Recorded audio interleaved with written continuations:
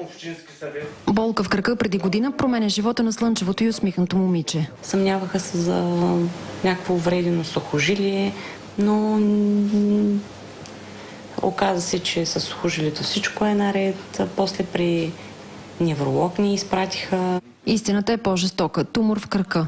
Лекарите обясняват, че е доброкачествен и го отстраняват с операция, но болката не спира. Започнаха много по-жестоки болки.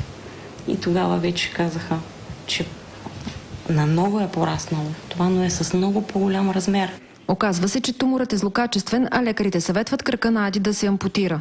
Тя стиска зъби, за да бъде с приятелите си на абитюренския бал, макар и с патерици. Тя самата беше на патерици, но се движеше, вървеше, усмихваше се.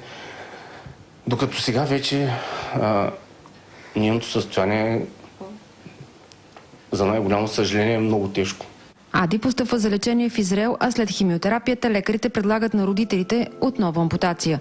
Скоро обаче те разбират, че за детето им има и друг шанс. В Германия хората казват, че това нещо е реално излечимо. Не ти казват, ще режем крак или дете ще почине. Сумата е 240 000 евро. Непосилна за служителка в БДЖ и монтьор в база Атия.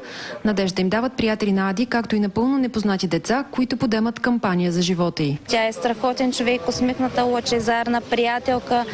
И ако някой от нас беше също болен, тя също би излязла. Вярваме всички, че ще се събере сумата и Ади ще бъде спасена. Аз съм сигурен, че всички хора са готови да помогнат.